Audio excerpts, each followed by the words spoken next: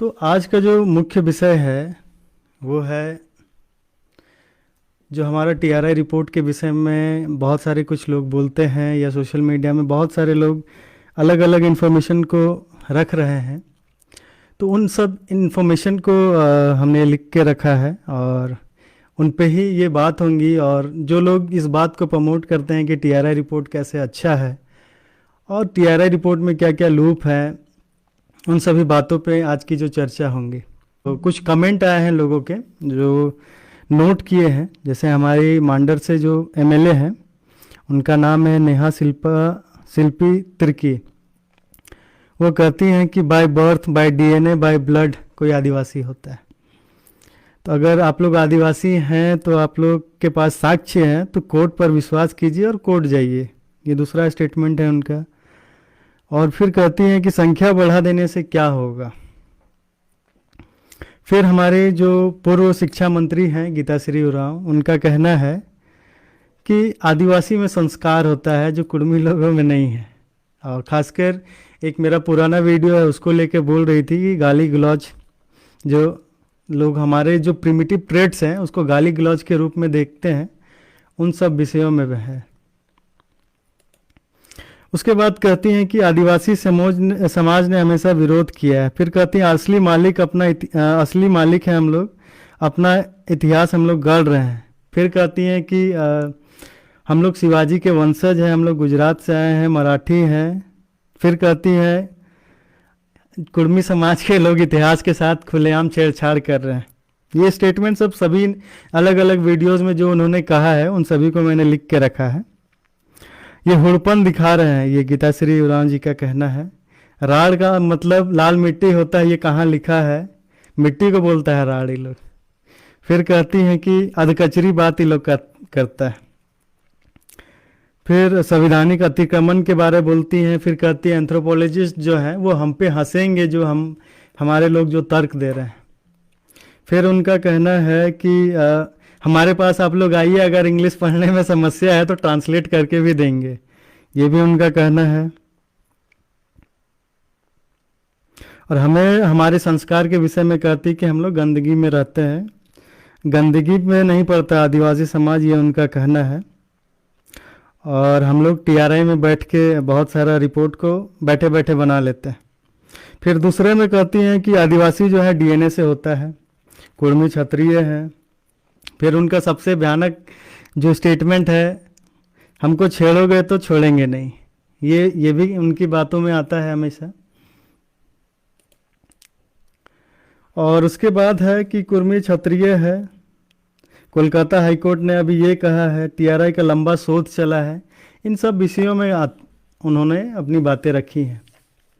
1913 से पहले वो कहाँ थे? चरवाहा थे, जो धनबाद गजट में लिखा है, ऐसा उनका कहना है। संथाल प्रगना में कोई गजट है उसमें है।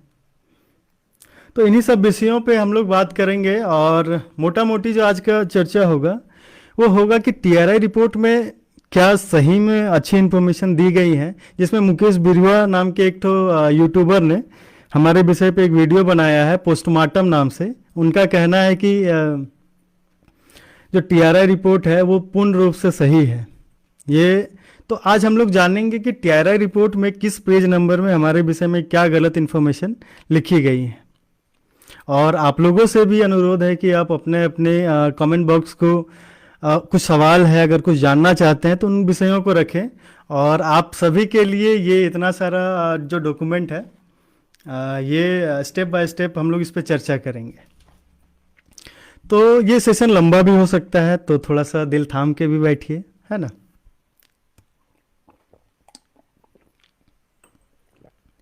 तो सबसे पहले हम लोग आते हैं टीआरआई रिपोर्ट का भूमिका में।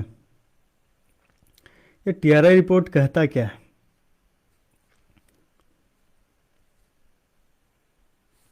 तो फ़ोन पे ओपन कर लेते हैं इसको।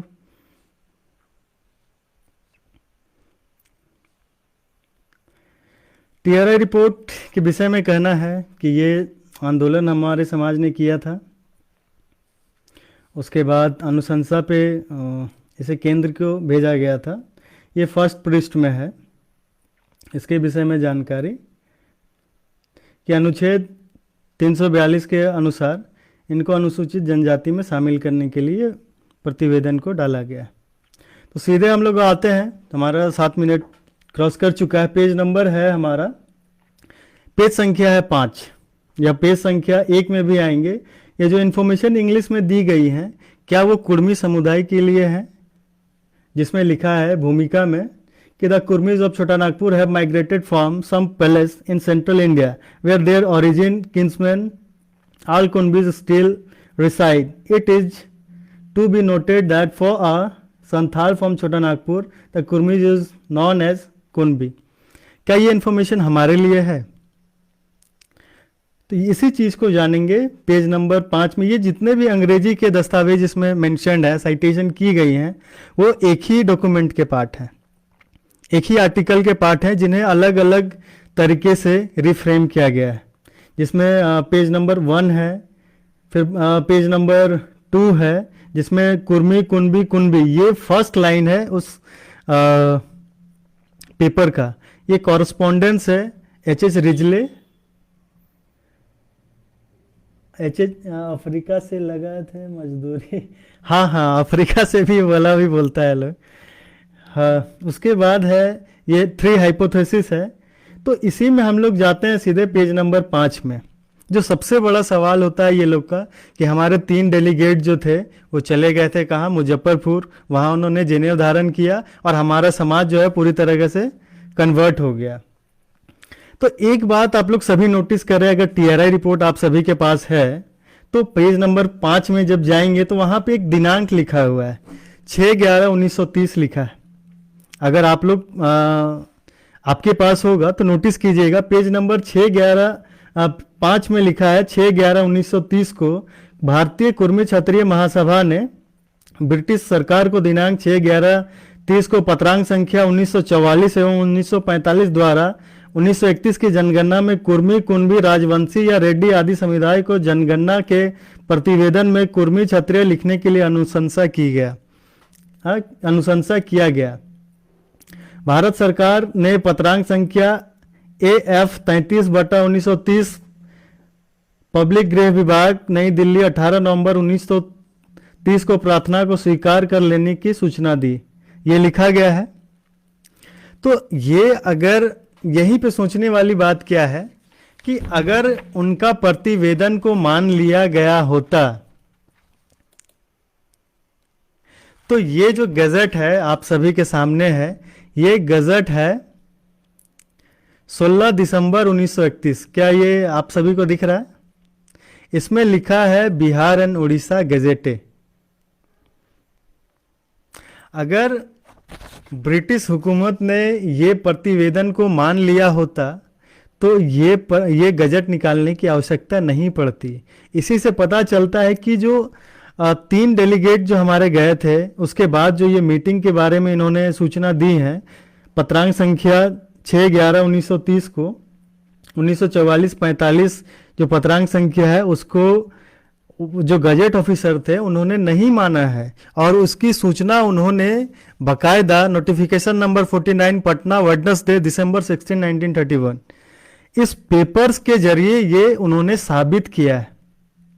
अगर हम लोग नहीं होते तो उन्होंने जो 8 दिसंबर 1931 को नोटिफिकेशन निकाला, नोटिफिकेशन नंबर 3563J, उसमें हमारा जो उसमें साफ साफ नीचे लिखा है जनजातियों के नाम के बाद have customary rules of succession and inheritance incompatible with the provision of Indian Succession Act 1925।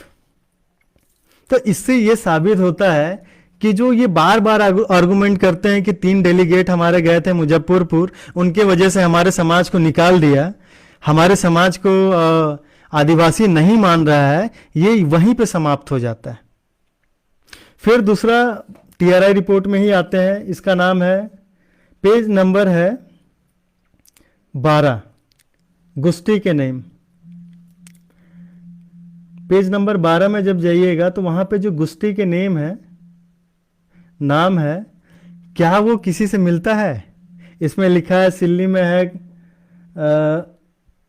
ये जितने भी गुस्टी के नाम दिए हैं इसके रिकॉर्ड है बकायदा ट्राइब एंड कास्ट में टोटेम को दिखाया गया है कि एनिमल एंड प्लांट के नाम पे है, तो ये बात भी वहीं पे खारिज हो जाती है। जोहार जोहार भुवनेश्वर दा, बहुत दिन के बाद आपसे आपकी बातों को सुनने का मौका मिला। हाँ सही कह रहे हैं।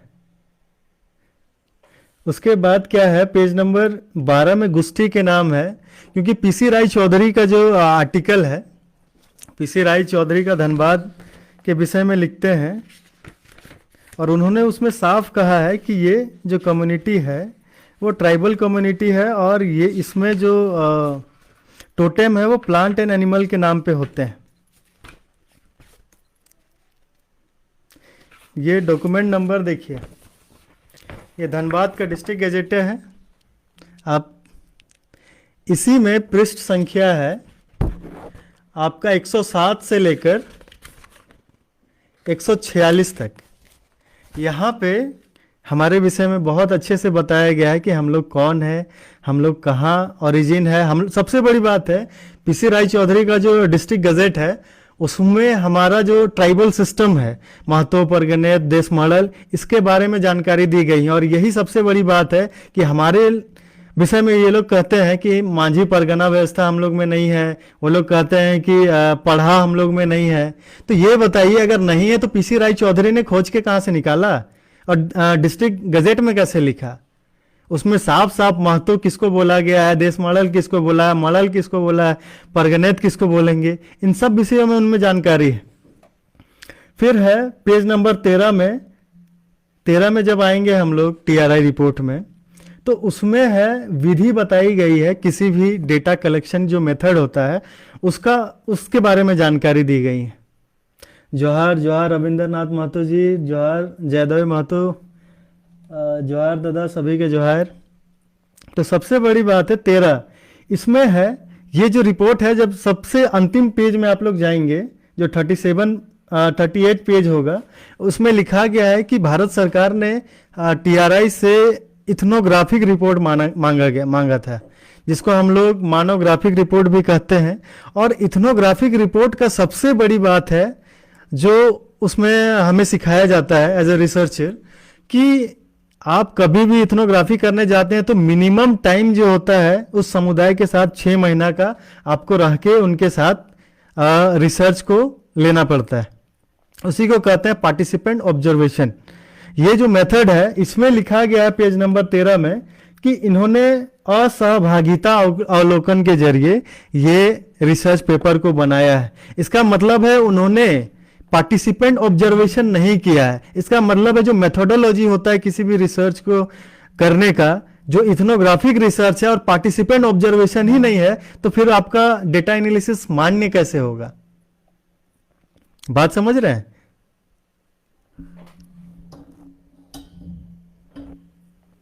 तो पेज नंबर 13 में जब जाएंगे वहां पे लिखा है कि हमारा जो रिसर्च है बिना पार्टिसिपेशन के किया गया है, और जो लोग रिसर्च से हैं, जो लोग सिनोप्सिस कभी किए होंगे या कभी भी डिजर्टेशन बनाए होंगे, तो आप लोगों को फील्ड सर्वे क्यों कराया जाता है? इसी से पता चलता है कि इसकी जो मेथोडोलॉजी है इथनोग्राफी की, ये कंप्लीटेड नहीं है। इथनोग्राफी रिसर्च में मिनिमम टाइम आपको कम्युनिटी के बीच में 6 महीना का टाइम उनके साथ रह के उनका व्यवहार से जानना पड़ता है, और ये मैक्सिमम 5 साल 10 साल भी लोगों का जाता है। और इसकी शुरुआत सबसे पहले बीके मेलोनोस्की ने की थी, जिन्होंने पार्टिसिपेशन ऑब्जर्वेशन के बारे में कहा था। और यहीं से पता चलता है कि ये जो पूरा डेटा है वो नलिफाई। फिर जाते हैं पेज नंबर 17 में। पेज नंबर 17 में जब जाइएगा तो अंग्रेजी में बड़े बड़े अक्षरों में लिखा गया है हमारे आरा के बारे में, कुर्मी कौन है, कुर्मी कौन है, इसके विषय में। तो मैं इसके विषय में जानकारी देना चाहता हूं कि टीआरआई ने कुछ डॉक्यूमेंट, एक पेपर उठाया और उस पेपर के जरिए उन्होंने बताया कि कुर्मी कौन है, कुर्मी क्या है, अंतर क्या है। और ये डॉक्यूमेंट अभी खोज रहे हैं हम, मेरे हाथ में ही है पेपर। और सबसे बड़ी घटना क्या हुई इस डॉक्यूमेंट में कि जानबूझ के जिन साक्ष्यों में कुर्मी के विषय में लिखा हुआ था, एक ही डॉक्यूमेंट है, एक ही पेपर का सेंटेंस है, और उसमें एक सेंटेंस को ही गायब कर दिए लोग।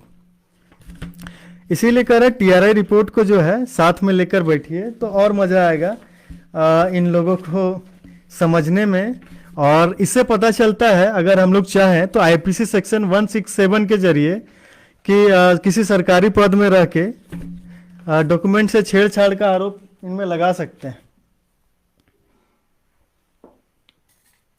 जो आईपीसी सेक्शन है, 1 मिनट में बता रहा हूँ आईपीसी सेक्शन क्या लगेगा जब कोई सरकारी अधिकारी कोई सेक्शन को तोड़ता है।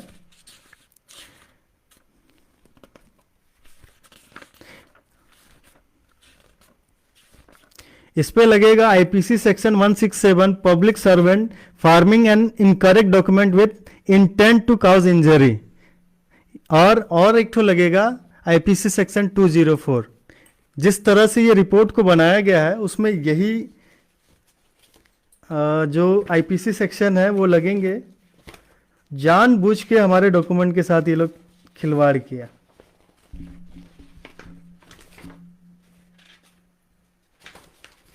बस मिल नहीं रहा है।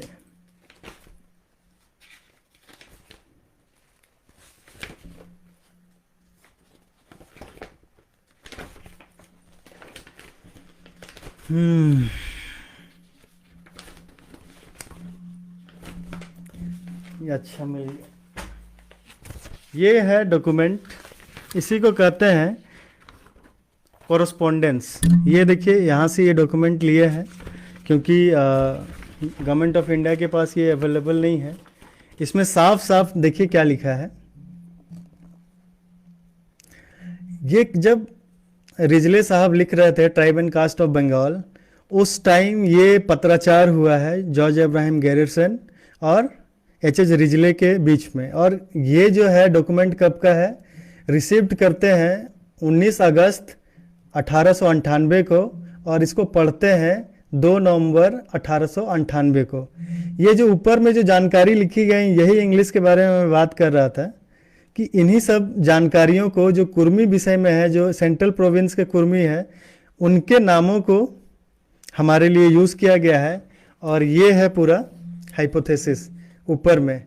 ये जो इट विल से लिखा है, it will be seen the Kurmis of Bihar and Chota Nagpur Bihar differ, मैं पढ़ के बता रहा हूँ, differ considerably from those of Chutia Nagpur and Odisha. They have different custom, different appearance, and so far as I have been able to ascertain, claim no relationship with each other. ये जो सबसे major point है उसी चीज को ये लोग हटा दिए।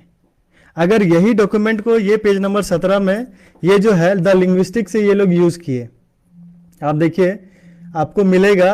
और सब सेकेंड पैरा में आप जाइएगा तो कास्ट जहां पे लिखा होगा, कास्ट के बाद अंडर डॉट किया हुआ है टीआरआई रिपोर्ट में। ये कास्ट के बाद अंडर डॉट कर दिया है और यहां पे लिखा है कास्ट के बाद they claim close connection with the Santhal and one of their main totem is the tiger the Santhal for which is kul white in another Kolarian language Mundari it is kula and in another Kharia. फिर उसके बाद लिखा है with change of L to a hard order R. उसके बाद जो sentence है फिर उपयोग किया गया। और एक बात इसमें क्या लिखा है कि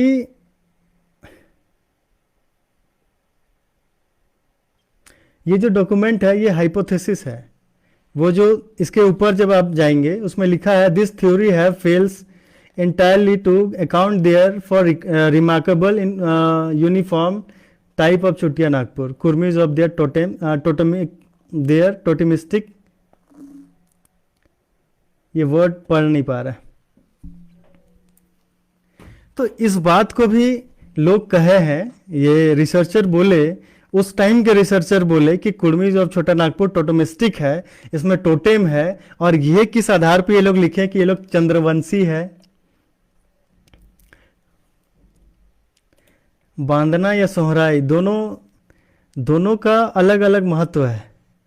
इसमें नेक्स्ट टाइम जाएंगे क्योंकि हम लोग 5 दिन मनाते हैं सोहराई। तो बांदना और सोहराई हर दिन को अलग अलग तरीके से जब जाएंगे तब पता चलेगा। फिर आते हैं आगे, फिर आते हैं दो स्थान पे छोड़ा हुआ है। फिर यहाँ पेज नंबर 20 पे लिखा हुआ है कि हमारे में कान छेदने की प्रथा नहीं है। अब मुझे कोई बताए जिनकी शादी हो गई है, आप मुझे बताए बिना कान छेदे आपके घर में शादी होती है? ओहो मनीष बाबू, तो एक बात बताइए कि बिना कान छेदे हमारे घर में किसी बहू बेटी का शादी नहीं होता है, किसी लड़के का शादी नहीं होता। यहाँ तक मेरा भी बचपन का याद है, मेरी मम्मी मेरी कान छेदा दे रही थी तो मैं खटिया के नीचे घुस गया था और पकड़ लिया था जोर से, कान छेदने का प्रथा के चलते। तो लोग कहते हैं कि कान छेदने की प्रथा नहीं है। चलिए फिर आगे चलते हैं। पेज नंबर 26 है, उसमें हमारे इकोनॉमी के बारे में ये लोग बोले हैं। चलिए पेज नंबर 26 में चलते हैं।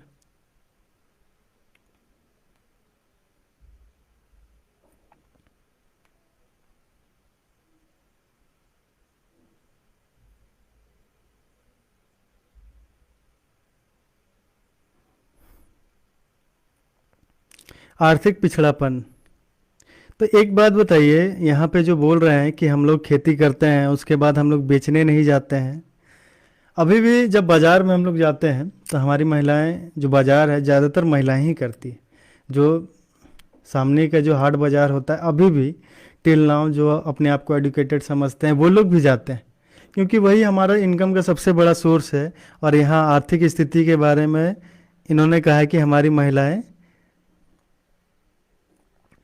हम लोग यहाँ पे लिखा है कि पूर्व काल में इस जाति की महिलाएं भी स्थानीय जनजातीय महिलाओं की तरह ही कार्य करती थी। एक बात बताइए, हमारे समुदाय में महिलाओं का सबसे बड़ा योगदान है खेती में। कैसे? सबसे बड़ी बात है कि बीज रोपने का जो प्रथा है ना, वो मेल का नहीं है।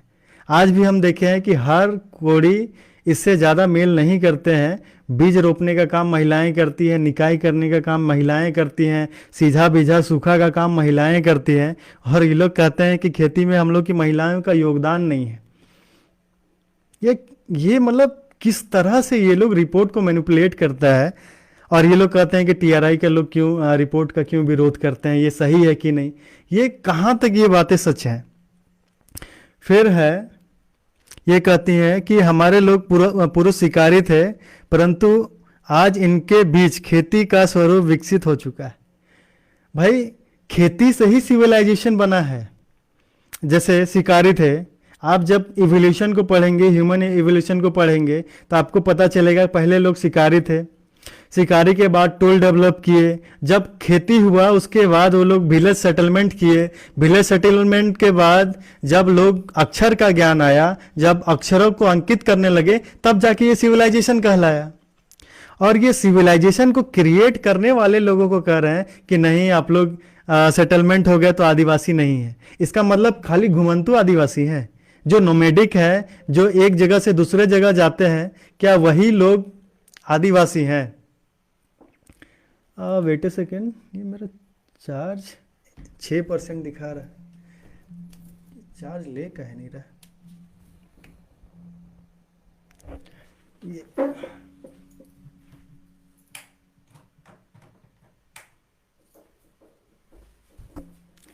ओहो, बच गया, नोटिफिकेशन आया ना तो ऑफ हो जाता लैप पे। हो, तो ये बात समझना होगा। और ये पूरा डिटेल में साफ साफ यहाँ पे लिखा है कॉरस्पॉन्डेंस में। ये कॉरस्पॉन्डेंस के कुछ पन्नों को उन्होंने उपयोग किया, और जो हमारे लिए इम्पोर्टेंट पॉइंट था, क्या रिसर्चर को ये शोभा देता है? आप सोचिए, क्या रिसर्च एथिक्स में ये बात आती है? तो ये एथिकल वायलेंस है। जब किसी भी रिसर्च में आप जाते हैं और एथिकल आप नहीं हैं, जानबूझ के साक्ष्यों के साथ खिलवाड़ कर रहे हैं, तो रिसर्च जो है नलिफाई होगा कि नहीं? वो रिसर्च तो पूरा नल है। फिर आगे चलते हैं, पेज नंबर 34 में ये लोग कहते हैं कि हमारे में संकोचन नहीं है। और ये लोग कुमार सुरेश सिंह की जो किताब है, जिसका नाम है tribal movement in India, edited by Kumar Suresh Singh, इसी किताब से ये लोग रेफरेंस उठाते हैं। ये आप टीआरआई रिपोर्ट का जो बुक्स का लिस्ट है उसमें भी इस किताब का नाम देखेंगे, और इसी किताब में लिखा हुआ है कि कुर्मी जो है ब्राह्मण का छुआ हुआ खाना नहीं खाता है, पानी नहीं पीता है। तो आप एक ही किताब से जब रेफरेंस उठा रहे हैं और कह रहे हैं संकोचन नहीं है, तो ये कहीं ना कहीं धोखा है ना। ये कहीं ना कहीं आपने जानबूझ के साक्ष्यों को मिटाने का प्रयास किया है। इससे तो यही साबित होता है। और ये कौन से पेज में लिखा है वो भी मैं आपको बता देता हूं, और आप किसी को भी पीडीएफ की आवश्यकता होती है तो आप सीधे जुड़ सकते हैं। और एक बात है, यही टीआरआई रिपोर्ट में कहता है कि हमारे पास हमारे लोग जो है 1000 लोगों ने जनेऊ धारण किया था 1900 मुजफ्फरपुर के बाद जो 1928 में क्षत्रिय बने थे। और यही लीके जो है वो 1931 में कहते हैं कि 50 लोगों ने जनेऊ धारण किया था, और ये रिपोर्ट है 1931 का। देखिए यहाँ पे लिखा है, और ये पेज नंबर है आपका 113। बताइए, एक ही किताब से आप रेफरेंस उठा रहे हैं, और कुछ रेफरेंस को आप उठा रहे हैं और जो इंपॉर्टेंट है उस समुदाय के लिए उस रेफरेंस को उठाइए नहीं रहे हैं। तो इसको किस रूप में लेना चाहिए, आप ही सोचिए।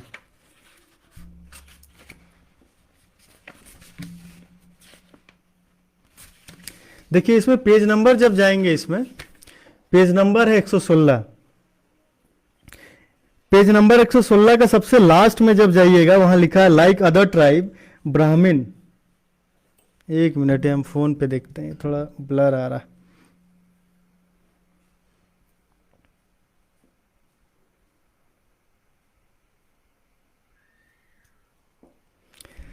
तो आप लोग समझ लीजिए, ब्राह्मण के हाथ का हमारे समुदाय ने छुआ नहीं खाया था। ये बात यहाँ पे लिखी गई है पेज नंबर 116 में। क्योंकि बहुत सारी बात है, सोशल मीडिया है, ऑनलाइन पोर्टल है, किसी कम्युनिटी के बारे में आप डिफेम नहीं कर सकते हैं, इसलिए उन बातों को मैं नहीं रखना चाहूँगा। जिसमें ये बात जो डॉक्यूमेंट है उन्हीं बातों को मैं रख रहा हूँ। तो इसमें लिखा है like other tribes a Brahmin the head of Hindu society in a untouchable for a Kurmi traditionally can not touch the food touched bye a Brahmin such in the case traditionally with the Santhal and other tribes. ये बात उसमें साफ साफ लिखी गई। तो मेरा सवाल बनता है कि टीआरआई का पोस्टमार्टम करने वाले मुकेश बिरवा जी से, टीआरआई रिपोर्ट की पैरवी करने वाले सुनीता मुंडा, गीताश्री उरांव जी से, एमएलए जी से, और हमारे एमपी सालखन मुर्मू जी से, अगर इतना ही सच है, इतना ही आप लोग संस्कारी समुदाय से बिलोंग करते हैं, इतना ही आप में एथिक्स है, आपने बांटने की परंपरा है, तो आपके लोगों ने इन डॉक्यूमेंट के साथ खिलवाड़ क्यों किया है? क्यों? ये सवाल पूछना चाहिए। और क्या इसके आधार पे ये हमारे समुदाय को मांग नहीं करना चाहिए कि इनको नलिफाई किया जाए डॉक्यूमेंट को? ये पूर्ण रूप से बायस्ड है, इसमें किसी भी रिसर्च मेथोडोलॉजी का यूज नहीं किया है। चलिए कोई अनपढ़ गवार करता तो चलिए ठीक है, एक उच्च पदों पे पदेन लोग जब करते हैं, जिनके पास उपयुक्त जानकारी है, उपयुक्त रिसोर्स है, और जानबूझ के किसी साक्ष्यों के साथ खिलवाड़ करते हैं, उनमें आईपीसी सेक्शन लगना चाहिए कि नहीं चाहिए? ये आप सोचिए। आप आज जब ये डॉक्यूमेंट देखते हैं, अपने बारे में जैसे लोग बताते हैं, ये बात का इंफॉर्मेशन कौन देगा टीआरआई को कि हाँ इस तरह की गलतियां उसमें की गई हैं? इस बात को प्रोटेस्ट कौन करेगा? क्या आज तक हमारे समुदाय ने इसका प्रोटेस्ट किया? क्या हमारे समुदाय ने कभी कहा कि टीआरआई में जो लिखी गई जानकारियां हैं इसे समाप्त करो, इसे खारिज करो, नहीं तो हम लोग इसके आईपीसी सेक्शन लगाएंगे, मानहानि का केस भी लगाएंगे? क्या किसी ने यह बात को कहा? फिर आते हैं पेज नंबर 36 में। 36 पेज नंबर में ये लोग कहते हैं कि टुड्डू तिरकी के जैसे हमारा टोटेम नहीं है। मतलब इन लोग का कहना है कि अन्य समुदाय के ऐसा हमारे पास टोटेम का साउंड नहीं है। क्या ये पूर्ण रूप से सही बात है? तो मैं आप लोगों को जानकारी के लिए बताना चाहूंगा, पेज नंबर है 36।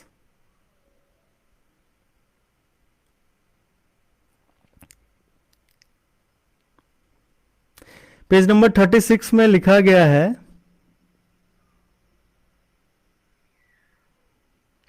कि हमारे पास टुडू तिर्की के अनुसार हमारे पास नहीं है टोटेम, उनसे मिलता जुलता टोटेम नहीं है। निष्कर्ष 36 में निष्कर्ष में जब जाइएगा तो उसमें लिखा है, वे अपने गोत्र या गोत्र चिन्ह के आगे अर्थ ध्वनि का प्रयोग करते हैं, जबकि उनके बीच रहने वाले अनुसूचित जनजाति जैसे टुडू, सोरेन, लकड़ा, तिर्की, टोपो, होरो, बोदरा आदि के गोत्र एवं गोत्र चिन्ह में उस तरह की अर्थ ध्वनि की कोई प्रधानता नहीं है। मैं आपको बहुत जिम्मेदारी के साथ कहना चाहता हूं कि एक आदिम जनजाति है जिसको परहैया बोलते हैं, जो एबोरिजिनल कम्युनिटी से आता है, जिसका पलामू, गढ़वा, लातेहार में इनकी जनसंख्या है। उनका भी टोटेम आर साउंड से क्लियर होता है, जैसे मुत्रवार है, बसरियार है, उस तरह से उनका भी टोटेम आर साउंड का है। अध्ययन बिना किए किसी निष्कर्ष में ये लोग चले गए, तो ये बात जो है क्या वो सही है? फिर ये लोग कहते हैं कि संकोचन हमारे में नहीं है, फिर निष्कर्ष में ही कहते हैं पेज नंबर 37 में, और लास्ट में कहते हैं इथनोग्राफिक रिपोर्ट में। तो इथनोग्राफिक रिपोर्ट में जब ये लोग निष्कर्ष देते हैं कि 6 महीना का इनका ऑब्जर्वेशन नहीं है, असहभागिता है, मेथोडोलॉजी का पालन नहीं करते हैं ये लोग, तो ये लोग कैसे कहते हैं कि ये टीआरआई रिपोर्ट सही है? 6 महीना का ऑब्जर्वेशन होता है, पार्टिसिपेंट ऑब्जर्वेशन होता है, समुदाय के बीच में रह के करते, तब जाके इन सब बातों को वो क्लियर करते, पर उन्होंने किया नहीं और कहेंगे कि नहीं, लोग विरोध करते हैं। और सबसे बड़ी बात है कि हमारे लोगों को बोला कि आर्थिक रूप से मजबूत है, ये बात उन्होंने बार बार कहा। और किसी भी कम्युनिटी का अगर आप रेस को खोज रहे हैं, उनके रेशियल फैक्टर को देख रहे हैं, तो उनके शारीरिक बनावट, ज्योग्राफिकल आइसोलेशन, लैंग्वेज के आधार पे जाएंगे कि इकोनॉमी के आधार पे जाएंगे? क्या रेस आपके फाइनेंस से पता चलता है कि आप किस रेस से हैं? क्या मेरे बैंक अकाउंट से पता चलेगा कि हम किस जाति से हैं? जोहार जोहार दयामदा जोहार। ये बात कहना कितना लज्जित करने वाला है। एक इथनोग्राफी का मतलब, इथनो वर्ड का ही मतलब होता है रेस, और ये रेस को यूएन ने रेशियल क्लासिफिकेशन, रेशियल डिस्क्रिमिनेशन की वजह से इस वर्ड को हटाया और इसके जगह इथनोग्राफी को इंट्रोड्यूस किया, इथनो वर्ड को इंट्रोड्यूस किया कि रेशियल डिस्क्रिमिनेशन नहीं हो। और ये लोग इथनो का मतलब फाइनेंस से जोड़ दिए। और एक सवाल आता है, ये लोग कहते हैं कि आप लोग आर्थिक स्थिति अच्छी है, तो मैं ये पूछना चाहता हूं कि आपके पास किसी भी आर्थिक स्थिति को निकालने के लिए आपको 2 चीजों का होना आवश्यक है। पहला कि उस समुदाय की कुल जनसंख्या, पहली बात। दूसरी बात, उस समुदाय के कितने लोग सरकारी पेशे में हैं, ठीक है? तब जाके आप उस समुदाय का परसेंटेज निकाल पाएंगे कि कितने लोग। परसेंटेज का क्या मेथड है? इसमें कुल संख्या की आवश्यकता होती है और कुल काम करने वाले की संख्या की आवश्यकता होती है। इससे लोग पता कर पाते हैं कि कितने % लोग नौकरी पेशा में है। तो ना हमारा कुल संख्या अवेलेबल है, ना हमारा नौकरी करने वालों की संख्या अवेलेबल है, तो आपने किस आधार पे ये कहा कि ये समुदाय कितने % लोग नौकरी पेशे से हैं? तो हमारे समुदाय के लोगों ने टीआरआई रिपोर्ट को अच्छे से पढ़ा ही नहीं, ये इग्नोरेंस है। आज ये टीआरआई रिपोर्ट 2004 के बाद, आज सोचिए कितना साल हो गया है। अगर पब्लिक 12 के बाद पब्लिक डोमेन में आता है, तो सोचिए 12 से लेकर अभी तक किसी ने एनालिसिस किया कि इसमें जो लिखी गई बातें हैं वो कितनी सही हैं और कितनी गलत हैं और किन किन किताबों से वो मिलती हैं। हमारे में कमी है, ये मानना पड़ेगा कि हम लोगों ने किताबों को देखा ही नहीं। और आज संजय दा ने आदि कुर्मी युवा शक्ति में एक पोस्ट डाला है, उसको जरूर जाके देखें। जिन लोगों का भी भ्रम है कि हम लोग कुर्मी हैं, हमारा जो डॉक्यूमेंट है ना 1799 से, रेगुलेशन 7 ऑफ 1799, वहां पे भी कुर्मी एज ए रैयत है। और कुर्मी का जमीन जो है नॉन ट्रांसफरेबल है। ये लोग कहते हैं ना सीएनटी में 12 में डाल दिया। ये मानना पड़ेगा, हम लोग बहुत थैंकफुल हैं सालखन मुर्मू जी का, जिन्होंने वो पीआईएल दाखिल किया था। इसके वजह से उनके वजह से हमारे समुदाय में ये सीएनटी एक्ट फिर से बहाल हुआ है। तो हमें धन्यवाद देना चाहिए इन लोगों को भले विरोध कर रहे हैं मगर वो लोग क्रेडिट के लायक हैं, सालखन मुर्मू जी हैं, उनके वजह से ये समुदाय को आज उनकी जमीनें बची हैं। फिर आते हैं किस किस डॉक्यूमेंट में हमारे विषय में लिखी गई हैं बातें। और एक सुप्रीम कोर्ट का जो नया डिसीजन है जो वो कहता है उसको भी मैं बताना चाहूँगा, जो अभी हाल फिलहाल में पिछले महीने ही आया, जिसमें कहता है it lays down that the document of pre constitution period showing the caste of the applicant and their ancestor have got the highest probative value. For example, if a applicant is able to produce authentic genuine document of the pre-constitution period showing that he belongs to a tribal community, there is no reason to discard his claim as period to 1950. There were no reservation provided to the tribes included in the ST order. In such case, reference to vigilance cell is not warranted at all. तो हम लोग pre constitutional tribe हैं, हमें सरकार मान रही है, फिर हमें अधिकार क्यों नहीं दिया जा रहा है, ये सवाल बनता है। फिर है ये पटना हाई कोर्ट, आप लोग वायरल देखे ही होंगे। सबसे बड़ी बात है रेस, ये लोग बोलते हैं हम लोग किस रेस का है, उसके लिए डिटेल है हमारे पास। ये किताब है, देखिए इस किताब का क्या नाम है, द रेसेस ऑफ मैन, ठीक है, जे डेनिकर इनकी किताब है। इसका पेज नंबर 578 में देखिए, इसमें हमारे समुदाय के 100 लोगों का एंथ्रोपोमेट्रिक डेटा, एंथ्रोपोमेट्रिक कहते हैं कि शरीर के अंगों का मापदंड, इसको बोलते हैं स्लाइडिंग कैलिपर, से हम लोग का जांच हुआ, हम लोग का हाइट कितना, एवरेज हाइट कितना है, जिसमें देखिए यहाँ जितना कोलारियन कम्युनिटी है सबका वहाँ लिस्ट में देखिएगा तो सिमिलर डेटा आपको मिलेगा, जिसमें क्या क्या लिखा है बता रहे हैं। हम लोग का जो हाइट मिलीमीटर में लिखा है 1608 है, और हम लोग का जो नंबर ऑफ सब्जेक्ट जो है वो है 100, और कुर्मी कॉल ऑफ छोटा नागपुर, इस बात को ये लिखे हैं। और ये लोग कैसे कहता है कि हम लोग इस कम्युनिटी यहाँ से नहीं है, हम लोग कोलारियन नहीं है, ये सारा सबूत तो अवेलेबल है, ये सारा डेटा तो अवेलेबल है, फिर भी ये लोग का कहना है कि नहीं हम लोग है नहीं। जोहार जोहार गौतम दास, जोहार ज्योति अमरिया, जोहार जगदीश महतो, जोहार अनिल कश्यप जी, आप सभी को जोहार। तो ये कौन कहेगा, अब कहते हैं कि नहीं अफीम की खेती करने आए थे, तो लोग को कहिए कि ये लड़ाई अफीम के खेती वालों का नहीं है, ये लड़ाई यहाँ का भूईफूट का है। आज संजय बनवार सर एक डॉक्यूमेंट अपलोड किए हैं आदि कुर्मी युवा शक्ति में, उसको जाके देखिए, उसमें खुटकट्टी कुर्मी बोला गया है।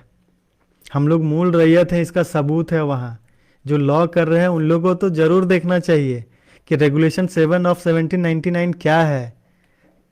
तो सर्वे सेटलमेंट जब हुआ उसके बाद का वो डेटा है, तो रिसर्च गैप कहीं मिल रहा है। देखिए ये लोग कहते हैं कि हम लोग आदिवासी नहीं है, देखिए सर्वे सेटलमेंट है, ये किस डिस्ट्रिक्ट का है आप लोग पढ़िए बताइए। Final report of the survey settlement operation district Ranchi 1902-10, customary law का बेस हम लोग हैं। इसमें पेज नंबर जब जाइएगा, पेज नंबर 112, इसमें क्या लिखा है कि the custom of primogeniture also prevails in Pargana Basantpur among the Kurmi. ये बसंतपुर सिल्ली वाला है, ये सिल्ली का ही डेटा हम आपको बता रहे हैं। Kurmi families they all say that the tenure can not be split up, but when ever a Kurmi family hold Rayat land, all the sons succeed in equal shares. It appears, therefore, that the custom is not peculiar to the family, but that it is an incident of the tenure. As far as I can make out, the custom is due to the fact that these aboriginal tenure holder, क्या लिखा, ab original tenure holder have adopted the system of succession to tenure. फिर लिखा है वियोग among the families under whom they hold in the case the Tikait of Silli and the Raja of Padma. फिर आते हैं हरकनाथ ओदार के केस में.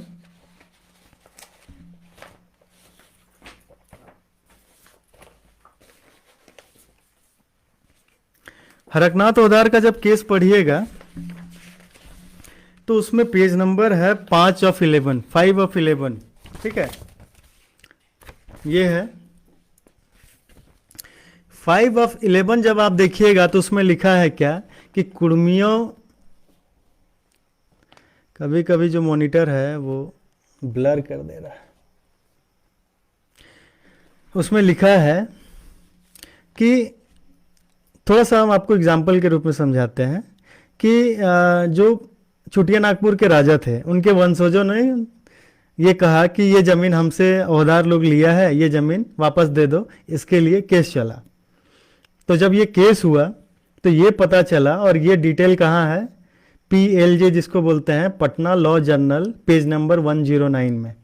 ठीक है, पटना लॉ जर्नल किसी भी प्रोसीडिंग जो होता है उसका डिटेल होता है. जब हमारे केसेस होते हैं, जो वकील होंगे उनको पूछे लॉ जर्नल क्या होता है, जिसको अभी हम लोग नए फॉर्म में जानते हैं एयर, ऑल इंडिया रिपोर्टर.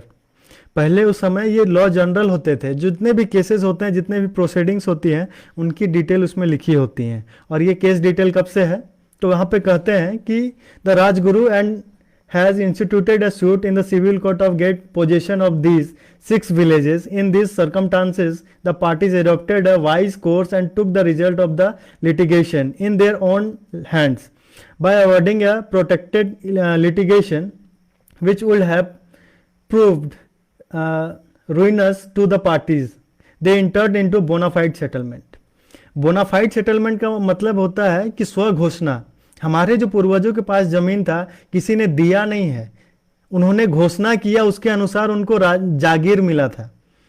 जैसे जो महतो है, महतो के ऊपर होते थे परगनैत, तो परगनैत लोग ही ओहदार हैं.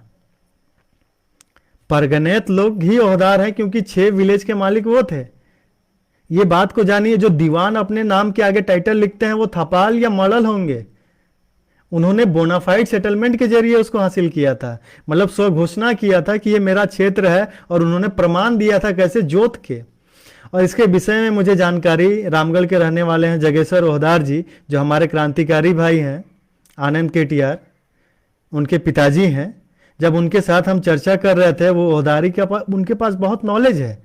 उन्होंने ये बात बताया कि ये सिस्टम को वो लोग कैसे ऑक्युपाई किया था, और उन्होंने ये इन्फॉर्मेशन दिया जिसको मैंने हरकनाथ ओहदार के केस में खोजा कि बोनाफाइड सेटलमेंट के जरिए उन्होंने ज़मीन ली थी. और यहाँ पे लिखा है which was obviously for the benefit of all concerned, the parties therefore must be governed by these 2 documents, granting a new route of title under the ohdar where whole village booty and other village in future reliance was placed upon the observation of addiction. NPLJ 109 at page number 120. मतलब Patna law journal का volume number 109 और उसका page number है 120. In that case, the learned judge had held that the grants of 1765, 1769 and 1786, इनका settlement कब हुआ है, 1765, 1769 and 1786. ये डेटा आपको ले जा रहा है उतना पीछे. ये लोग कहते हैं कि अफीम का खेती के लिए लाया था, तो ये लड़ाई अफीम का खेती वाला सा नहीं है. ये सारा डॉक्यूमेंट अवेलेबल है, और यहां पे इसीलिए कहते हैं कि इन्होंने जानबूझ के सिलेक्टिव अप्रोच करके हमारा इतिहास मिटाने का प्रयास किया है. क्योंकि हमारा इतिहास मिटाएगा नहीं तो ये लोग हमें गलत साबित कैसे करेगा. अगर इतिहास मिटाएगा नहीं तो ये एरिया शेड्यूल एरिया में जाएगा कि नहीं. फिर आते हैं, फिर कहता है कि subsisting in 1866 as valid legal grants and therefore the re-grant which was made on 8 September 1866 was a mere nullity. I do not take this observation to decide any such question and arise in present case, if only for the fact that period existing grant or grant in the present case have not been proved were admittedly not in existing at time when the parties entered into the compromise in October 1909. तो ये लोग कहते हैं कि अफीम का खेती करने आए, तो अफीम का खेती करने वाले से यहाँ का राजा लोग लड़ नहीं पा रहा है, केस जीत नहीं पा रहा है, और ये लोग कहते हैं कि अफीम का खेती करने आए थे। वाह। और ये लोग बताए कि ये लोग का ऋषा मुंडा कौन है, रांची गजेट में क्या लिखा है उसके बारे में, और ये रोहतास गढ़िया लोग क्या है। तो हम नहीं चाहते हैं कि किसी समुदाय को क्रिटिसिज्म करें, बट इन्होंने हमें क्या क्या गाली नहीं दिया है। हमें कहा कि हम लोग 2 नस्लों के हैं, इन्होंने कहा कि हम लोग के लोग अफीम का खेती करने आए थे, इन्होंने कहा हम लोग गुजरात के माइग्रेंट हैं, इन्होंने कहा हम लोग महाराष्ट्र से आए हैं, लोग कहे कि हम लोग बिहार के, हम लोग कभी कहता है मंगोलाइड। मतलब यहाँ के खुटकट्टी को आप समझ के क्या रखे हैं। आप लोग का खुटकट्टी राइट तो अभी मिला। अगर लोग कह रहे हैं कि विल्किंसन वाले को बोलिए विल्किंसन कब आया है और रेगुलेशन 7 ऑफ 1799 कब आया है।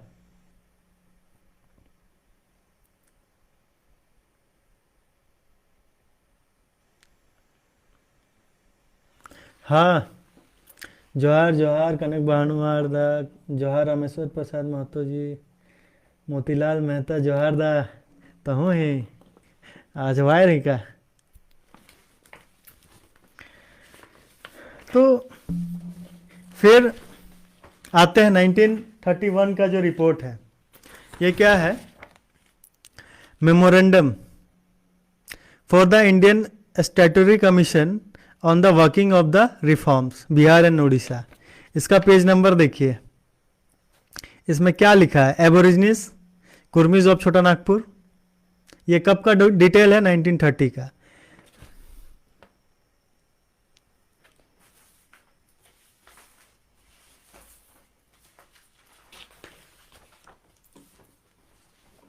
ये फिर आते हैं एशियाटिक सोसाइटी। ये पीएचडी करने वाले हैं विलियम जोन्स। आपने बहुत बार इनका नाम सुना भी होगा, इनकी किताबों में रेफरेंस में इनका नाम आता है। जोहार प्रकाश महतो जी, शालिनी मेहता जोहार, धनंजय कुमार जोहार, ताराचंद महतो जोहार। तो ये है एशियाटिक सोसाइटी ऑफ बंगाल। इसको लिखने वाले का नाम है विलियम जोन्स, और ये वॉल्यूम है 23 वॉल्यूम है, और इसको लिखने का है 1927।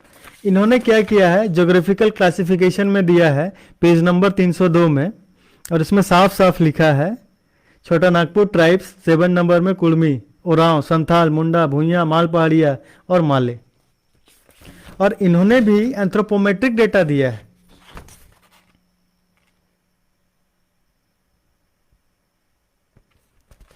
इन्होंने भी है 100 पार्टिसिपेंट का एंथ्रोपोमेट्रिक डेटा एनालिसिस किया है, उसके बाद ही उन्होंने ये रिपोर्ट को बनाया है। देखिए यहाँ पे पेज नंबर जब जाएंगे 312 में जाना है और देखना है सीरियल नंबर 10 सीएन कुर्मी लिखा है एबोरिजिनीज। उसमें लिखा है कितने लोग थे, 100 लोगों हैं। यहाँ देखिए,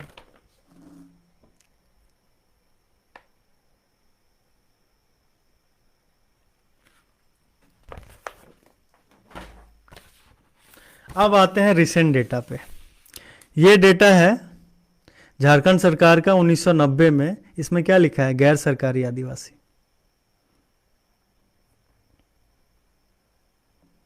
ये कहाँ का है, भारत सरकार गृह मंत्रालय के झारखंड मामलों के संबंधी समिति की रिपोर्ट मई 1990, क्षेत्रीय आयाम गैर सरकारी आदिवासी, एनेक्सर 4।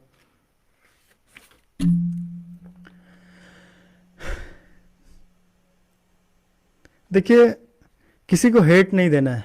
किसी कोई कम्युनिटी हमारे विषय में कुछ बोल रहा है तो हेट नहीं देना है, क्योंकि हमारे हेट के वजह से हमारे और उनके बीच में दरार आएगी, और इसका बेनिफिट ऐसे तत्व उठाएंगे जो नहीं चाहते हैं कि झारखंड 6वीं अनुसूची में जाए, नहीं चाहते हैं कि आदिवासियत जिंदा रहे।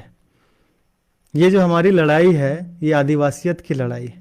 आदिवासी करने का मतलब है कस्टम का, ट्रेडिशन का, लैंग्वेज का। तो वो लोग नहीं चाहते हैं ना कि ये आगे बढ़े। वो चाहते हैं हम लोग एक्युलरेशन करें, हम लोग अडॉप्ट करें, हम लोग संस्कृताइज्ड हों। जोहार जोहार अभिषेक दा, लक्ष्मी नारायण मुंडा। बिल्कुल बिल्कुल, आपको हम पॉइंट लिख के देंगे और ये डॉक्यूमेंट आपको हम सेंड करेंगे। ठीक है, बहुत बहुत धन्यवाद आपका जुड़ने के लिए। तो बताइए, और ये लोग कहते हैं ये कितना बड़ा खतरा है झारखंड में। आप समझिए कि 2026 में परिसीमन होने वाला है और हमारा कम्युनिटी अगर क्लियर नहीं रहेगा, डिस्ट्रेस कंडीशन में रहेगा, इनको शेड्यूल ट्राइब का लिस्ट में नहीं डाला गया, तो ये जो राज्य है 5वीं अनुसूची में बचेगा। और जो लोग कहते हैं कि बचेगा, तो उन लोगों के लिए मेरे पास सबूत है। अगर स्क्रीन शेयर होता है तो मैं दिखाने का प्रयास करूंगा।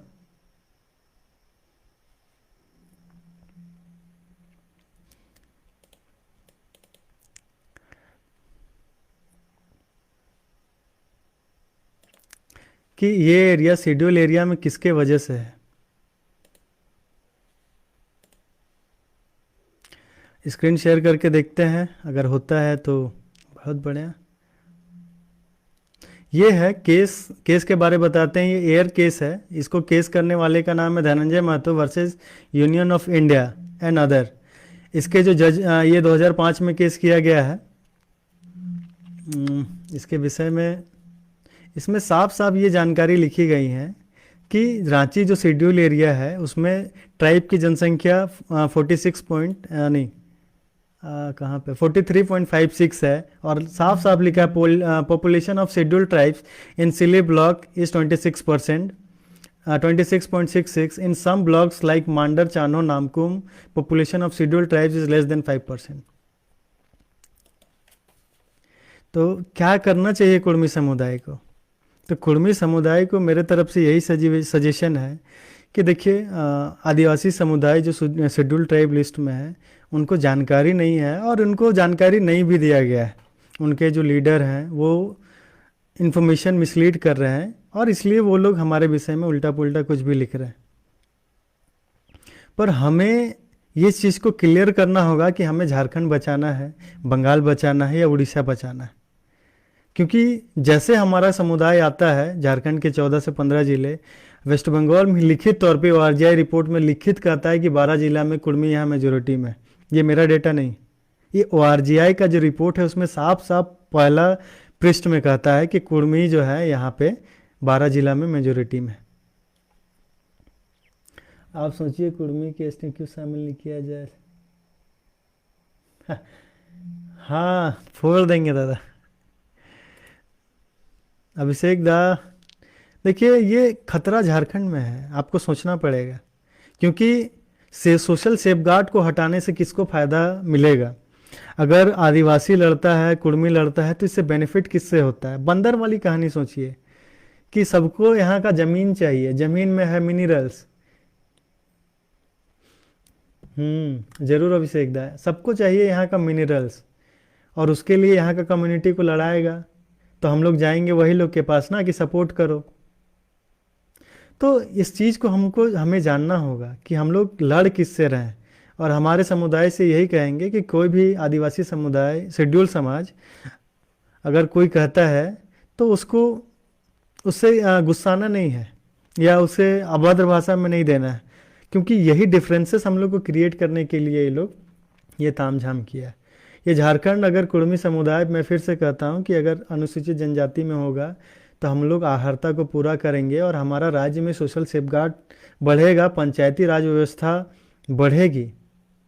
और जो विधायक घूमते हैं, जो नगर निगम का जो इतना सारा डेवलपमेंट प्रोजेक्ट है वो सब खत्म होगा, ज़मीनों का लूट खत्म होगा, यहाँ की जो जनजाति है उनका संरक्षण होगा। जैसे आप देखिए, टैक्स मजबूत होगा, ट्राइबल एडवाइजरी काउंसिल मजबूत होगा, सांसद का पावर कम होगा, विधायक का पावर कम होगा, तो आपको क्यों वो डालेगा शेड्यूल ट्राइब में?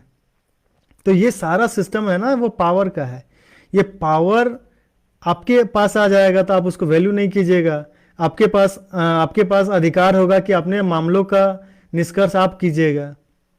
तो क्यों आपको दे, क्यों आपको वो डाले शेड्यूल ट्राइब में?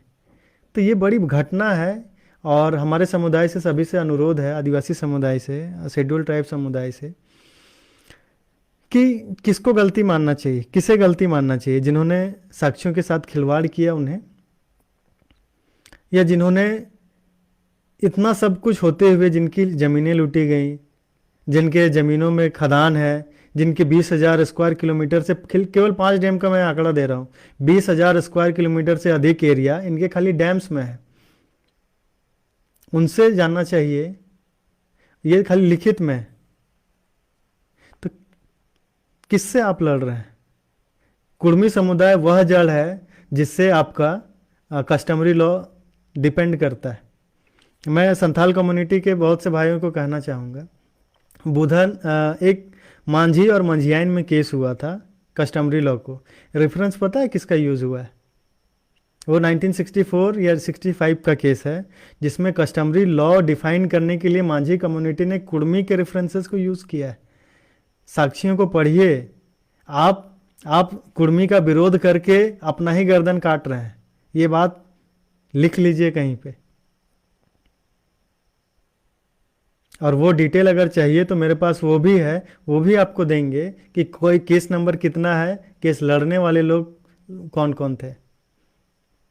तो कस्टमरी लॉ अगर झारखंड में है, कस्टमरी लॉ अगर यहाँ पे प्रिवेल करता है, तो उसका एकमात्र कारण यहाँ का कुर्मी है। और इसके बारे में बहुत अच्छे से डॉक्यूमेंटेशन किया गया है, और आपके लिखने वाले अच्छे अच्छे राइटरों ने उनका सिलेक्टिव अप्रोच इतना ख़राब रहा कि इस समुदाय का नाम ही ख़त्म कर दिया। पर ठीक है, कुर्मी तो हम लोग हैं ही, खोदने में आ गए। और एक कमेंट हमारे पे था मैडम का कि राढ़ सभ्यता के बारे में। तो राढ़ सभ्यता के बारे में यही कहेंगे मैम कि हमारे लोग मिट्टी नहीं बोलते, मिट्टी हमारा शब्द नहीं है। हम लोग यहाँ पे भूइयाँ बोलते हैं ज़मीन को, भूइयाँ बोलते हैं ज़मीन को। मिट्टी को खोद के जब उठाते हैं उसको रुगड़ी बोलते हैं, और जो उसमें पैदा लेता है ना चीज़, उसको बोलते हैं रुगड़ा, जिसको हम लोग बरसात में जब गरज मलक होता है तो उठता है। और सबसे बड़ी बात है, इसमें रिसर्च कर रहे हैं University of Sussex, United Kingdom, Richard Guthiard. ठीक है, तो आप हंसेंगे, एंथ्रोपोलॉजिस्ट नहीं हंसेंगे। मेरे पास ऑथेंटिक रेफरेंस है, ऑथेंटिक डिटेल है, ऑथेंटिक रिसर्च गैप है, तो हंसेंगे मेरे पे। कैसे हंसेंगे बताइए? जिसके पास डेटा नहीं होता है, जिसके पास रेफरेंस नहीं होता है, जो कुछ भी अलबल बोल रहा है, उस पर हंसेंगे लोग, कि जिसके पास पूरा डेटा है उस पर हंसेंगे। और हमारे कुर्मी समुदाय से अनुरोध है कि किसी भी साक्ष्य को रखने से पहले, किसी भी बात को रखने से पहले ये श्योरिटी रखिए कि वो साक्ष्य मिले। हम लोग बहुत सारे बात सोशल मीडिया में ऐसे ही बोल दे रहे हैं, बोलिए मत, केवल उसका प्रमाण दीजिए।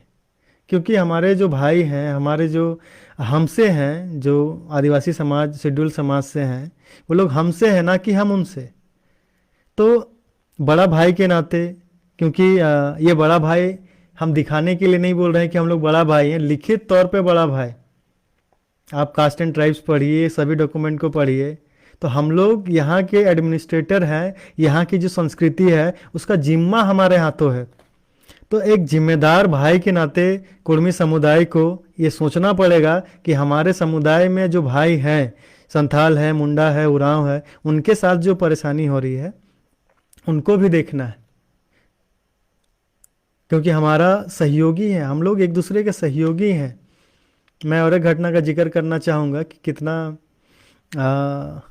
हमारे घर में पहान जी हैं, जिनका ज़मीन हमारे ही खेत के हिस्सा में उनको मिला है।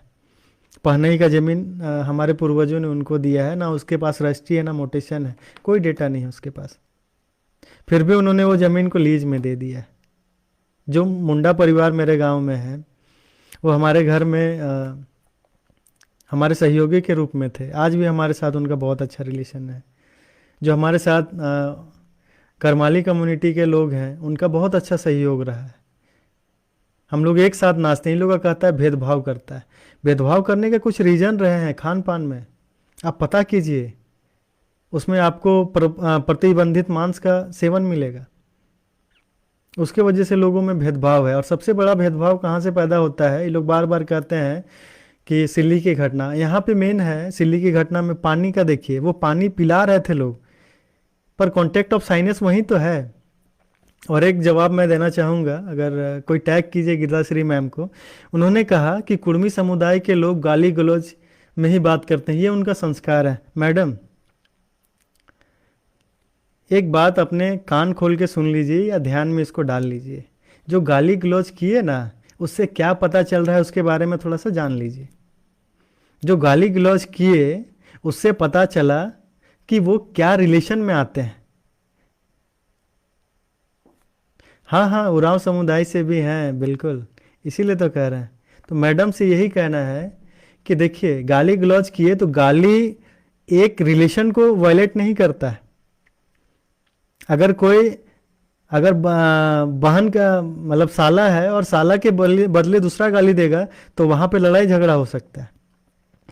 तो जब गाली दिया रिश्ते में, तो उसका वहाँ रिलेशन पता चला कि किस नाता से है। तो नाता जैसे आया वहाँ टैबो आएगा, कि क्या टैबो जहाँ से आया तो सीधे आएगा किनशिप टर्मिनोलॉजी, और किनशिप टर्मिनोलॉजी जैसे आया तो ये पूरा फैमिली आएगा, और फैमिली में ये प्रिवेल कर रहा है गाली, तो ये आया प्रिमिटिव ट्रेड्स, क्योंकि ये जनरेशन टू जनरेशन ये उनको मिला है। तो इसी को बोलते हैं प्रिमिटिव ट्रेड्स। आपके क्या बोलते हैं उसको साइंटिफिक वे में, जिसको मैंने बहुत सिंपल तरीके से फॉलोअप के जो इंटरव्यू है उसमें बताने का प्रयास किया था।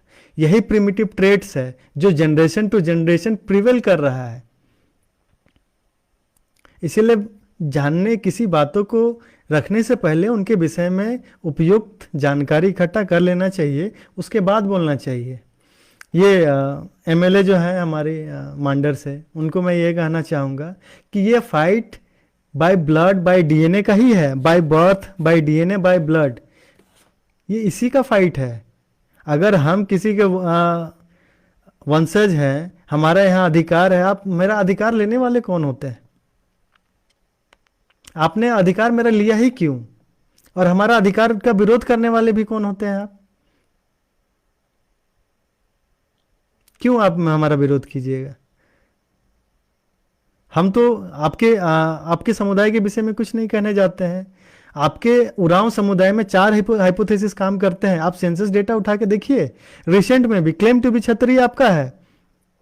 उरांव कम्युनिटी के लोग अपने आप को रावण का वंशज मानते हैं, जो छत्तीसगढ़ में रहते हैं, या यहाँ के भी लोग रावण के वंशज मानते हैं। एज पर मैथोलॉजी उसको बोला जाता है वो पंडित था, तो आप सीधे तो ब्राह्मण के वंशज हो गए। पंडित मानते हैं कि नहीं रावण को? आप तो सीधे आ गए। तो पहला थ्योरी आपका गया। फिर जाते हैं इंडस वैली सिविलाइजेशन में कि आप लोग इंडस वैली सिविलाइजेशन से आए हैं। फिर कहते हैं कि आप यहाँ के मूलवासी, ये आदिवासी मूल समूह है। तो आप में ही कितने सेक्ट बटे हुए हैं, उसको आप जाके देखिए। आप अपने आप को कैसे क्लेम कर रहे हैं? और कहते हैं कि हमारे लोगों ने जनेऊ धारण किया, जनेऊ धारण किया। 3 लोग जनेऊ धारण किया, उसका तो काट दिया 1931 में, 16 दिसंबर 1931 को। आप में टाना भगत लोगों ने क्या क्या किया आपको पता है? टाना भगत लोग मीट मुर्गा का सेवन करता है। वो हमसे पहले किया कि हमसे बात किया? टाना भगत लोग जो बीच में सूता बांध कर रखता है उसको क्या कहते हैं मैडम? और हमारे हो समुदाय से बिरुआ उरुआ जी बोल रहे थे कि नहीं, हम लोग हो समुदाय से हैं, हम लोग कुछ भी, हम लोग ये सब नहीं किया, हम लोगों ने अंग्रेजों के खिलाफ लड़ा है। आप लोग का 100 गांव ही बस था सरंडा में। उसके चारों तरफ कौन है? मनोहरपुर में कौन है? सरायकेला खरसावा में कौन है? झिकपानी के उधर कौन है? केउंझार में कौन है? मनोहरपुर में कौन है? सोनुआ में कौन है? 1857 में गिरधर महतो जो थे उसको तो आप लोग खत्म कर दिए। 1930 में जो हरिहर महतो थे उसको तो आपको खत्म कर दिए। आप गिरधर महतो के वंशजों से मैं मिला, वो सोनुआ के रहने वाले थे। वो अभी उनके जो वंशज लोग हैं ढीपा गांव के, मनोहरपुर में ढीपा गांव में रहते हैं। कम्युनिकेशन अच्छे से नहीं हो पाया। वो लोग आज भी इतने साई हैं कि अपना पेपर नहीं दिखाना चाहते हैं। वो 1857 के विद्रोही थे। नीलमणि सिंहदेव मुफस्सिल रिकॉर्ड में उनका नाम अवेलेबल है कि संथाल विद्रोह का जो फाइनेंसर थे वो नीलमणि सिंहदेव थे, शेखर देव थे, जो पंचायत के राजा थे। उनका वहां कुर्की हो गया था, उनका जमींदारी मुफस्सिल रिकॉर्ड 1955 में ये मेंशन्ड है, जिसको देखना है वो हमसे आके ले जाए। बात करते हैं कि संथाल विद्रोह में क्या इनका योगदान रहा। 1867 केड़िया माथो 80 किलोमीटर उसको बारीपदा में खींचा हाथी में बांध के। कहाँ गया था लोग, उसको मेंशन क्यों नहीं किया इतिहास में? इतिहास में सेलेक्टिव अप्रोच रखते हैं और बात करते हैं। और बिरवा जी, सनातन पाठ पिंगुआ का नाम ध्यान रख लीजिए, और हरिबाबा कोल का वही पीरियड का है, 1930 का ही है, जिन्होंने मांस मदिरा का सेवन के लिए मना किया था। आप लोग रिसर्च कीजिए उसमें, हरिबाबा कोल कौन थे और ये सनातन पाठ पिंगुआ कौन थे। उसका ज्यादा चाईबासा से 10 किलोमीटर रेडियस में ही उसका गांव है। उसका नाम है नाम क्या था, क्या गुट्टी करके नाम है, वो भी बता देंगे नाम क्या है। तो इतिहास के साक्ष्यों के साथ खिलवाड़ करना बंद कीजिए। और अंतिम में कंक्लूड करते हैं, सवाल लेते हैं आप लोगों का। देखिए हम लोग, और एक चीज़ मैं कहना चाहूँगा आप सभी को कि हमारे समुदाय के जो लोग सोचने वाले हैं, कुछ करना चाहते हैं, वो प्रोसेस थोड़ा सा देखिए कि जो भी समुदाय अभी शेड्यूल ट्राइब में नए अनुसूचित हुए हैं वो किस आधार पे गए। इसके आधार से हम लोग को पता चलेगा कि हमें आगे का स्ट्रेटेजी कैसे क्लियर करना चाहिए। इससे पता चलेगा कि हमारी जो स्ट्रेटेजी है वो क्या बननी चाहिए, क्योंकि हमारे लोग अध्ययन नहीं कर रहे हैं और इसके वजह से जो है थोड़ा सा परेशानी होगा। लोग कहते हैं कि मिनिस्ट्री ऑफ होम अफेयर्स करेगा, कोई कहता है टीआरआई का रिकमेंडेशन से होगा। तो जो अभी नए नए अनुसूचित हुए हैं, जो पहले ट्राइब थे अभी नए आए हैं, उनका किस प्रोसेस से हुआ है, इसकी जानकारी इकट्ठा करने के बाद इस बारे में एक हम लोग को प्लान या रोड मैप मिल सकता है कि अगर सचिव से मिले उसके बाद क्या होना चाहिए। और आखिरी चरण जो है संसद का पटल है, तो संसद में बात रखने के लिए आप लोगों को प्रेशर ग्रुप के रूप में कैसे काम करना चाहिए, इस पर भी काम करना चाहिए।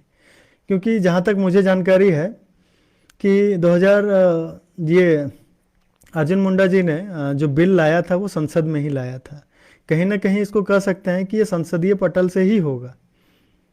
तो अगर संसदीय पटल से होगा तो संसदीय पटल में हमारे लोगों को होना बहुत ज़रूरी है। और इसके लिए अपने बीच में ऐसे लोगों को तैयार करें जो आने वाले आम चुनाव जो हैं 2024 में वो हमारे समुदाय का प्रतिनिधित्व कर सकें। क्योंकि ये लड़ाई हर तरह से लड़नी जानी चाहिए, फाइनेंशियली लड़ी जानी चाहिए, पॉलिटिकली लड़ी जानी चाहिए, डॉक्यूमेंट पे ही लड़ी जानी चाहिए, लॉज पे लड़ी जानी चाहिए। जब सभी डायनामिक्स या सभी जो आयाम हैं जब मिलेंगे तभी ये हम लोग का जो लड़ाई है वो सक्सेसफुल होगा। और ये झारखंड को बचाने के लिए बहुत ज़रूरी है। तो सवाल लेते हैं, थोड़ा सा कोई अगर सवाल करना चाहते हैं तो रखिए बीच में।